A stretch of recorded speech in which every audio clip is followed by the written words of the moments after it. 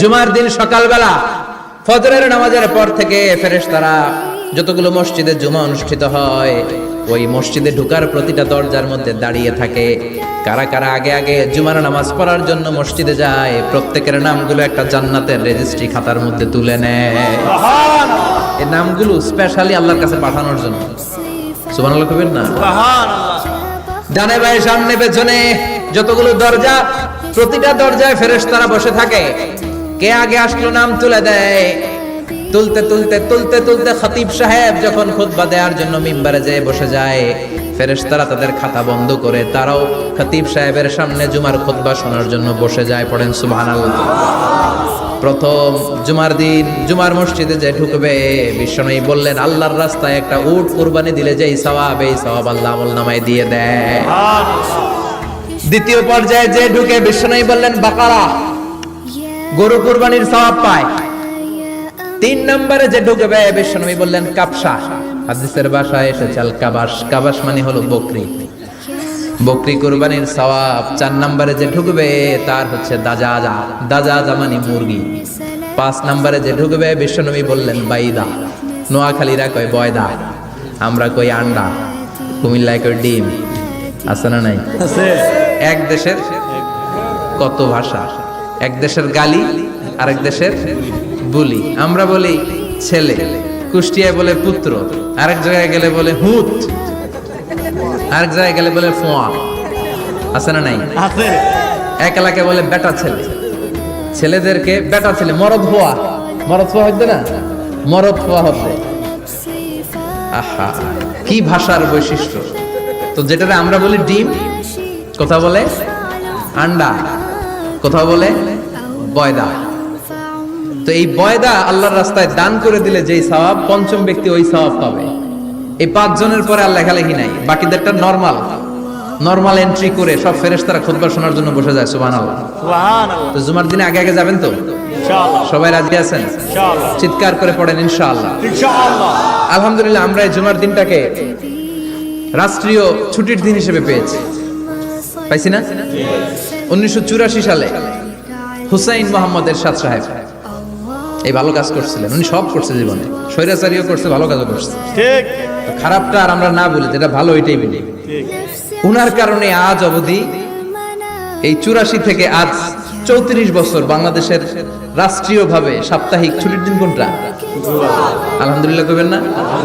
এই উসিলায় আল্লাহ ওনারে মাফ করুক।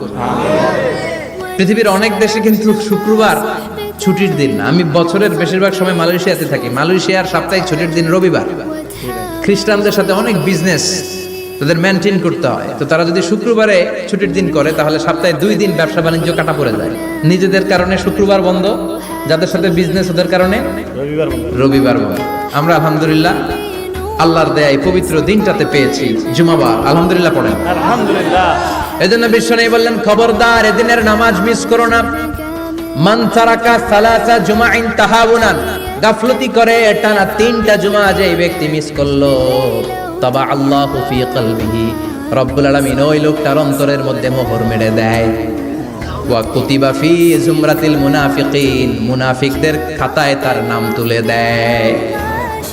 3টা জুমা যদি কেউ মিস করে, 2টা পানিশমেন্ট। এক হচ্ছে তবা আল্লাহু ফি কলবিহি, আল্লাহ অন্তরে মোহর মেরে দেয়। ভালো কথা ভাল লাগে না, নামাজ ভাল লাগে না, আজান ভাল লাগে না, ইসলাম ভাল লাগে না, শুধু মौज মাস্তি ভাল লাগে, গান বাজনা ভাল লাগে, এরকম আছে না নাই? জুমার নামাজে যায় না। আরেকটা হলো কুতিবা মিনাল মুনাফিকিন, মুনাফিকদের খাতায় নাম তুলে দেয়। আল্লাহ হেফাজত করো। আরো জোরে পড়েন আমিন। জুমার দিন আগে আগে মসজিদে আসবেন ইনশাআল্লাহ। সবাই রাজি? ইনশাআল্লাহ। আসেন, আল্লাহ জুমার ব্যাপারে কি ওয়াজ আমাদেরকে করলেন আমরা শুনি। শুনতে রাজি?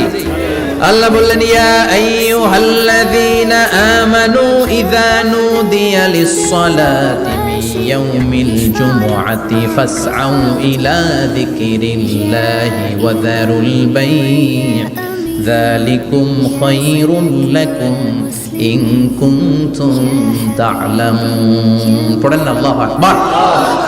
আল্লাহ বললেন ও আমার মুমিন বান্দারা শোনো শোনো, আপনাদেরকে অ্যাড্রেস করে আল্লাহ বলছেন ও আমার মুমিন বান্দারা শোনো, ইযা নুদিয়া লিস-সালাতি মিন ইয়াউমিল জুমআ, জুমার নামাজের আযান যখন দেয়া হয়, ফাসআউ ইলা যিকরিল্লাহ, আল্লাহর স্মরণে তোমরা ধাবিত হও। ওয়াজারুল বাই, কেনা বেচা বন্ধ করে দাও। যালিকুম খায়রুল লাকুম ইন কুনতুম তা'লামুন, এটাই তোমাদের জন্য কল্যাণ যদি তোমরা বুঝতে পারো। জুমার নামাজের আজান যখন হয়, ফাসআউ ইলা যিকরিল্লাহ, আল্লাহর স্মরণে তোমরা বের হয়ে যাও। আল্লাহু আকবার। ফাসআউ ইলা যিকরিল্লাহ ইযা নুদিয়া লিস-সালামি ইয়াউমিল জুমআ, জুমার নামাজের আজান যখন দেয়া হয় বের হয়ে যাও, তখন কোনো কাজ রাখা যাবে না। এই আজান দ্বারা উদ্দেশ্য হচ্ছে খতিব সাহেব খুতবা দেওয়ার জন্য মিম্বারে বসলে যে আজানটা দেয়া হয়, এই আজান। কথা বুঝতে পেরেছেন? কিন্তু দুর্ভাগ্যজনক হলে সত্য, আমাদের বাংলাদেশে এই আজানটা কেন যেন মুয়াজ্জিন ভাইরা ইমাম সাহেবের সামনে এসে আস্তে আস্তে দেয়, ছোট ছোট করে ইমাম সাহেবের মুখের উপরে দেয়, মাইকে দেয়। এটা পাইছে কই? এটা যে কোত্থেকে ঢুকছে এক আল্লাহই ভালো জানে। আজান মানে অ্যানাউন্সমেন্ট। আজান মানে কি? কথা বলেন। অ্যানাউন্সমেন্ট কি জোরে হবে না আস্তে? তো সব আজান মাইকে এত সাউন্ড করে, এই আজানটা ইমাম সাহেবের মুখের সামনে এসে ছোট ছোট করে কেন দেয়? এটার কোনো দলিল আছে বলে আমার জানা নাই। এই আজানটা মাইকে হতে হবে।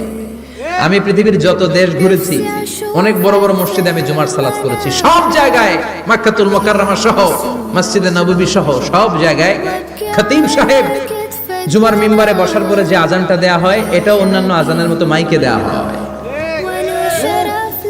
আল্লাহ বললেন ইযা নুদিয়া লিস-সালামি ইয়াউমিল জুমআ, জুমার দিনে আজান যখন দেয়া হয়, এই আজান দ্বারা উদ্দেশ্য হচ্ছে খতিব বসলে যে আজান 12:30 সোয়া 12টার দিকে যে আজান, এই আজান উদ্দেশ্য নয়। বিশ্বনবীর সময়ে এই 12:30 সোয়া 12টার দিকে যে আজান ছিল, এটা ছিল না।